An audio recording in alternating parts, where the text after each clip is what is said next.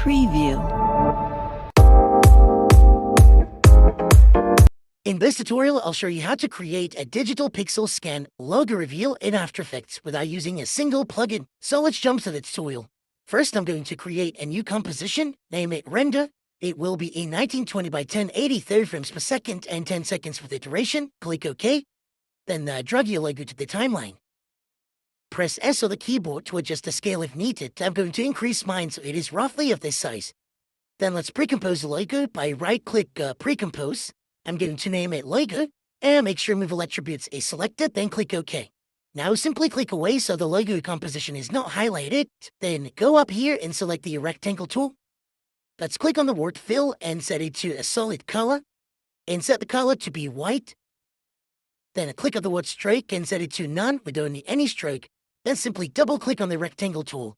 And I'll create the shape layer the size of the composition. And we're going to animate it right now. So let's press P to bring up position. Make sure the time indicator is at the start of the timeline. And let's move the shape layer to the left all the way off screen. Then let's create a keyframe for position. I'm going to move 4 seconds forward. Then simply right-click the position and select Reset. Now we need to bring up the track map column. So if you do not see it here, simply click Toggle Switches and Modes until you do. And set Logos Track Matte from the drop-down to Alpha Matte Shape Layer 1. And that gives us the base for the logo reveal. Now let's move to 2 seconds so we can see half of the logo revealed. Let's go to Effects and Presets window and search for Turbulent Displace and add it to the shape layer. Then in Effect Controls, we go to set Amount to 200, Size to 20, and Complexity to 10. Now let's go back to the Effects and Presets window and search for Mosaic.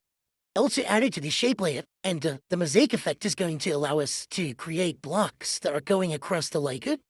And here, one important takeaway is that if you were to create perfect size blocks, your vertical blocks amount should be exactly the half of the horizontal blocks they put in. So if I put 100 full horizontal blocks, I need to put 50 for vertical blocks in order to get these perfect size blocks. Anyway, you can come back to this at any point and adjust the size of the blocks if you don't like them. And with that said, let's select both layers here, right-click any of them, recompose, and I'm going to call this a logo reveal, then click OK. Now we need to add fill effect to this logo reveal composition, so search for fill effect in Effects and Presets, then add it to the logo reveal composition. Then in Effect Controls, we're going to set color to be white and click OK. Now let's duplicate the logo reveal composition, so highlight it, go up to Edit, Duplicate, or press Ctrl D as a shortcut. Now again, we need the track matte column, so let's set the bottom logo reveals track matte to alpha inverted matte this time. And you can see now we get this fraction of blocks going across, and we can control how wide this fraction of blocks is by offsetting the top logo reveal layer forward in time. So I'm going to offset mine by 3 frames, so simply drag the top layer forward by 3 frames. Just do it carefully, and you can see now the fraction of blocks is a bit wider. But now we are introduced to this weird logo outline that we can easily hide using the Minimax effect. So let's search for Minimax in Effects and Presets. And let's add it to the bottom logo reveal composition. In Effect Controls, we're going to set the operation to minimum, then channel to alpha and color, and set radius either to 1 or 2 or 3. So depending on the type of the logo that you're using, you might need to set the higher value. So usually 1 works, but in this case, I need to set mine to 3, and you can see the outline is gone. So once you've done that, we can select both layers, right-click any of them, pre-compose, and I'm going to call this a Logo Scan. Then click OK. Now let's bring the actual logo reveal, so let's go back to the project panel and drag and drop the logo reveal composition below the logo scan, and we can start building out the scene. So the first thing you want to do is set the mode of the logo scan to screen. So if you don't see the modes column, you can simply click Toggle Switches and Modes until you do, and set the mode of it to screen. Now we're going to enhance the look of the blocks by adding a couple effects, and the first one will be CC Glass. So let's add the CC Glass to the logo scan layer.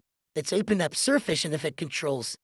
First, let's set the property to be alpha, then softness to 1, height to -50, and displacement to 200.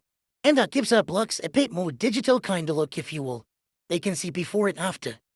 Now let's collapse that and search for displacement map in Effects and Presets, also added to the logo scan layer. I'm going to set max vertical displacement to 0, and max horizontal displacement to 100. Then simply select the displacement map and press Ctrl D to duplicate it. And for the displacement map too, I'm going to set max horizontal displacement to -200. Honestly, adding displacement maps could be optional. You might prefer full-size blocks going across, but in my opinion, displacement maps add a further digital look to the blocks, and making them more on a glitchy side. So once that's done, we can colorize everything using one effect, and that is Colorama. Search for Colorama, and add it to the Lego scan layer. Let's open Input Face, and for the Add Face, let's choose the Lego scan from the dropdown. Let's open the Modify settings, and you make sure you uncheck Modify Alpha. And then you get this phase shift that you can, move around, and that changes the colors as you can see. So you can either use that or open the Output Cycle. And here you have many different presets available. So you can say if you want to have simply just the blue color, you can select the ramp blue, and you'll have the different shades of blue, in the composition. But I'm simply going to use the hue cycle and use the phase shift to control the colors. Say something like that will do. So once you've chosen the color, you can collapse the Colorama effect. Then go to Effects and Presets, and now we're going to add glow. So search for glow, and add stylized glow to the Lego scan layer. So for the first glow, we're going to set glow radius to be 50. Then select the glow and press Ctrl D to duplicate it. For the glow 2, let's set glow radius to be 200. Then select again, duplicate it, Ctrl D. And for the glow 3, we're going to set glow radius to be 500. And that gives us a very nice and bright glow. At this point, we can add the simple background. So let's go up to Layer, View, Solid. I'm going to name this one BG. And for the color, let's choose something that matches the logo. So let's say the green color. But I'll make it really, really dark, say something like that. Then click OK. Make sure to place it below other layers. Now let's try and separate the logo from the background a tiny bit. We could do that using the drop shadow. So search for drop shadow in Effects and Presets and add it to the Lego reveal composition. I'm going to set direction to 180 degrees, distance to 30, and softness to 100. That creates a slight separation of the logo for the background. Now let's preview the animation, and important takeaway here is that depending on the size and the shape of your Lego, the actual reveal might only start from like 1 second, 10 frames or so. So make sure you find the moment where it starts revealing, and then press B to lock the composition start area to that point. And here's our Lego reveal. As you can see, it turned out pretty on point. Hey, remember that I said you can adjust the size of the blocks at any point. So we can do that right now. Let's open the project panel, and let's open the Lego reveal composition. Then select the shape layer, go to Effect, to Controls, and let's change the mosaic value. So let's, if you want to make the blocks bigger, you simply decrease the value of the block size. So I'm going to set horizontal blocks to 50 and vertical to 25, again to get the perfect size blocks. And you can see now the blocks are bigger. If we go back to render composition, we will have a bigger size blocks going across. And the same goes for the Lego as well. So if you want to use a different Lego, again go back to the project panel. Let's open up Lego composition wherever your Lego is located. And here is simply use a different Lego. So I'm going to drag a TikTok Lego. Just make sure you adjust the size of the Lego so it matches the previous one. Then simply hide the previous Lego. Then go back to the render composition, and everything should automatically be adjusted to the new Lego that you have added. And that is it for today. I hope you enjoyed and learned something new in this tutorial. Thank you for watching, and I'll see you next one. Peace out.